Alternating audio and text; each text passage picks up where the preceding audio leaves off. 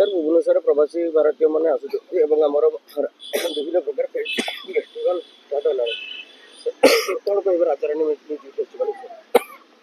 देखो मु जड़े मो गुरुश्री प्रफुल्ल महाराज अध्यक्ष श्री जगन्नाथ वैदिक गुरुकुल जड़े संगीतर प्रोफेसर हिसाब से मु खाली आपण मान कहवाक जाए ओडिशा रे विभिन्न महोत्सव होची आपण जानते कोणार्क महोत्सव आरंभ हुए, धौली महोत्सव आरंभ हुए, राजाराणी संगीत महोत्सव आरंभ हुए, मुक्तेश्वर फेस्टिवल आरंभ हुए एवं रवींद्र मंडप रे इंटरनेशनल डांस फेस्टिवल मध्य चली। प्रवासी भारतीय माने ओडिशा को आछंती प्राय 140टा कंट्रीर देशरू लोक आछंती एवं 3 दिन धरी महोत्सव ओडिशा रे जारी रहइबो। पुष्प प्रदर्शन मध्य ओडिशा रे हेछि। ए सबु भितरे गतकाली गोटे नियारा ढंगरे मुक्तेश्वर फेस्टिवल आरंभ होला जहाँकि प्रतिवर्ष आम देखुलु किसी वरिष्ठ कलाकार को गोटे कार्यक्रम दि जाए से 15-17 जन 20 जन को आणिक कलाकार मान सहित यहाँ गोटे कोरस प्रोग्राम से हुए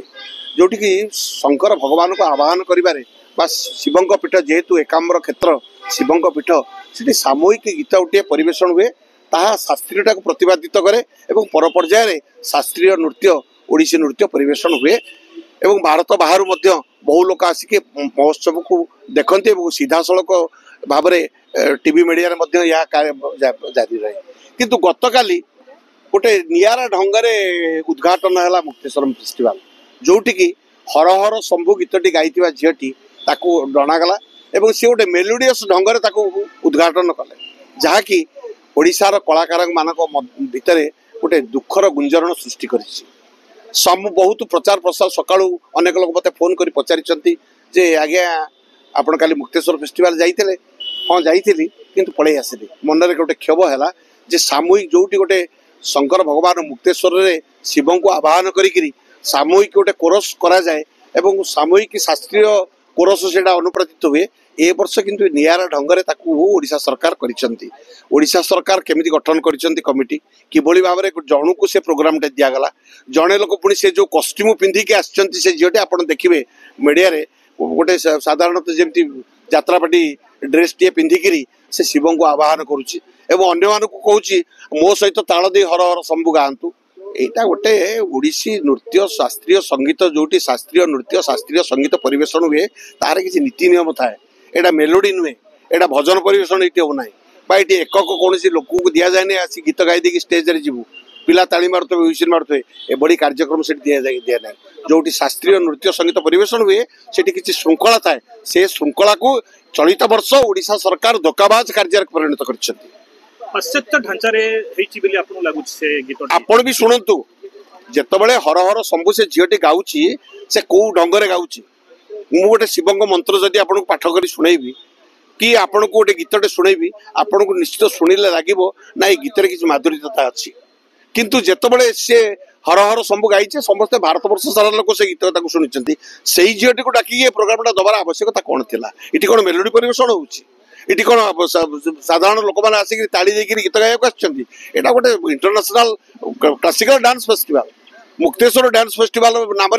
नामित होती। चलित वर्ष आम ओडिशार बहुत कलाकार थिले प्रति वर्ष जड़े जन के वरिष्ठ कलाकार को दि जाए सी तार ग्रुप रे कंपोजिशन करके गोटे नुआ कोरसाणी को उद्यापन उद्घाटन उत्सव में 3 दिन धरी परिवेशन करा जाए ए वर्ष 5 दिन पुणी करा जाइए फेस्टिवल राजाराणी फेस्टिवल मध्य करा जाइए सामूहिक भाव में देखिले मुक्तेश्वर फेस्टिवल सरी सारा पर राजाराणी फेस्टिवल हुए चलित वर्ष प्रवासी भारतीय मैंने आसुथिबारु ए फेस्टिवल को एकाठी मिसेइक करा जाउछि याडे रवींद्र मंडप इंटरनेशनल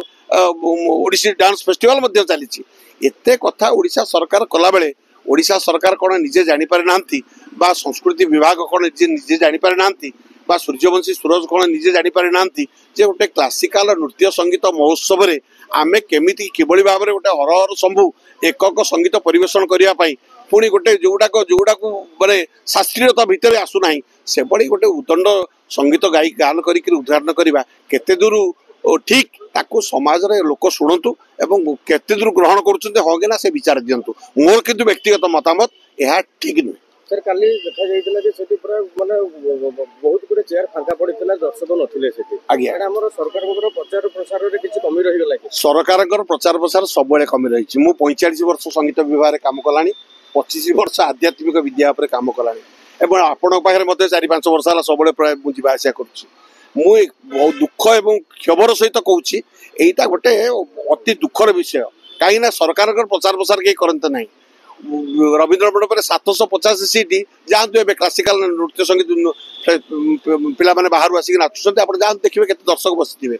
ଲୋକଙ୍କୁ ଆହ୍ୱାନ କରାଯାଏ ନାହିଁ, ଲୋକ ଜାଣନ୍ତି ନାହିଁ ଏଠି କ'ଣ ହେଉଛି। ଲୋକ ଯେମିତି ପୁଷ୍ପ ପ୍ରଦର୍ଶନୀ ହେଲେ ଯାଆନ୍ତି, ଯେମିତି ଆଦିବାସୀ ମେଳା ବୁଲିବାକୁ ଯାଆନ୍ତି, ଏଠି ଯେମିତି ବିଭିନ୍ନ ମେଳା ପଡ଼ିଲେ ବୁଲିବାକୁ ଯାଆନ୍ତି, ସେମିତି ଡ୍ୟାନ୍ସ ଫେଷ୍ଟିଭାଲ ଦେଖିବାକୁ ଯାଆନ୍ତି ନାହିଁ। ଏବଂ ମୋର ବ୍ୟକ୍ତିଗତ ମତାମତ, ସରକାର କିଭଳି ଭାବରେ ଏକୁ ନିୟନ୍ତ୍ରଣ କରୁଛନ୍ତି ଯେ ପ୍ରତିବର୍ଷ ସେଠି ଯଦି 1000 ଚେୟାର ପଡ଼ିଥିବ 200, 250, 300, 400 ଲୋକ ବସିଥିବେ, ଯେଉଁମାନେ ବି ସଙ୍ଗୀତର ଧାର ଧାରନ୍ତି ନାହିଁ, ଆସନ୍ତି ମନୋରଞ୍ଜନ କାର୍ଯ୍ୟକ୍ରମ କରି ଦେଖିବା ପାଇଁ। କିନ୍ତୁ ଏ ସବୁର ଉର୍ଦ୍ଧ୍ୱରେ ସରକାର ଯଦି ଶୃଙ୍ଖଳିତ ଭାବରେ ମହୋତ୍ସବଟିଏ କରିବେ, ଚେୟାର ଅଣ୍ଟିବ ନାହିଁ। ଚେୟାର ଖାଲି କ'ଣ ରହିବ, ଚେୟାର ଅଣ୍ଟିବ ନାହିଁ। କିନ୍ତୁ ପ୍ରବାସୀ ଭାରତୀୟଙ୍କ ପାଇଁ ଏଇଟା କରାହେଇଛି, କିନ୍ତୁ ଗୋଟିଏ ବି ପ୍ରବାସୀ ଭାରତୀୟ ସେଟା ଦେଖିବାକୁ ମିଳିନଥିଲା। କିଏ ନା ପ୍ରବାସୀ ଭାରତୀୟ ମାନେ କାଲି କେହି ଯାଇନାହାନ୍ତି। ଆଗାମୀ 3 ଦିନ ଯଦି ରହିବେ, 3 ଦିନରେ ପୁଣି ସେମାନଙ୍କ ପାଇଁ କ'ଣ 40ଟା ଜାଗାକୁ ଯିବେ ବୁଲିବା ପାଇଁ। କେତେବେଳେ ସମୟ ମିଳିବ ଯେ ସେ ଯିବେ ନୃତ୍ୟ ସଙ୍ଗୀତ ଦେଖିବାକୁ। ତାପରେ ୟୁଟ୍ୟୁବର ଆରମ୍ଭ କରିକି ଟିଭି ପର୍ଯ୍ୟନ୍ତ ଏତେ ନାଚ ଗୀତ ଚାଲିଲାଣି ଯେ ଲୋକ ଆଉ ଆଗେ ଭଳିଆ ସଂଯୁକ୍ତା ପାଣିଗ୍ରାହୀ ଲୋକ ଯେମିତି ଜାଣୁଥିଲେ, କେଳୁ ମହାପାତ୍ର ଜାଣୁଥିଲେ, ଆଗାମୀ ଦିନରେ ନୃତ୍ୟରେ କିଏ ନାଚୁଛି କ'ଣ କରୁଛି ସେଗୁଡ଼ା ମଧ୍ୟ କେହି କାହାକୁ ମନେ ରଖିବେ ନାହିଁ। କେତେ ହିରୋ ହିରୋଇନ ଆସିକି ସେମିତି ନାଚ ଗୀତ କରି ମରିଯିବେ, ତାଙ୍କୁ ବି କେହି ମନେ ରଖିବେ ନାହିଁ। କାରଣ ଏବେ ଓଡ଼ିଶା କ'ଣ ଭାରତ କ'ଣ ବହୁଆଡ଼େ ଶୃଙ୍ଖଳାରେ କିଛି କାର୍ଯ୍ୟକ୍ରମ ହେଉନାହିଁ। ଯେହେତୁ ଶୃଙ୍ଖଳିତ ଭାବରେ ଗୋଟେ କାର୍ଯ୍ୟକ୍ରମ ହେବ, ତାକୁ ତ ଲୋକ ଆପଣଙ୍କର ସିଟ୍ ମିଳିବ ନାହିଁ। ଯଦି କୌଣସି ଜାଗାରେ ମୋର ବ୍ୟକ୍ତିଗତ ମତ, କୌଣସି ଜାଗାରେ ଯଦି ଏକ କାର୍ଯ୍ୟକ୍ରମ ହୁଏ, ମୁଁ ଯଦି ସ୍ୱତନ୍ତ୍ର ଲୋକଙ୍କୁ ନିମନ୍ତ୍ରଣ କରିଥିବି ଟୁକନଟିଏ ଦେଇକି, ସେ ତ ଆସିବ ତା ସିଟ୍ରେ ବସିବ, ବାହାର ଲୋକ କୋଉଠି ଆସିବେ, ସିଟ୍ ଅଣ୍ଟିବ କୋଉଠି? ଏଠି ଶୃଙ୍ଖଳା ବୋଲି କିଛି ନାହିଁ। ଶୃଙ୍ଖଳା ଆଣିବାକୁ ହେଲେ କିଛି ନୀତି ନିୟମ ନିର୍ଦ୍ଧାରଣ କରିବାକୁ ପଡ଼ିଥାଏ। ଏବଂ ଯେପର୍ଯ୍ୟନ୍ତ ସେଭଳି ନୀତି ନିର୍ଦ୍ଧାରଣ କରାଯାଇ ନାହିଁ, ସେଭଳି ମୁଁ କାହିଁ ଭାବୁନାହିଁ ଯେ ଏମିତି ଗୋଟେ ଶୃଙ୍ଖଳା ସମାଧାନ ହେବ। ଧନ୍ୟବାଦ।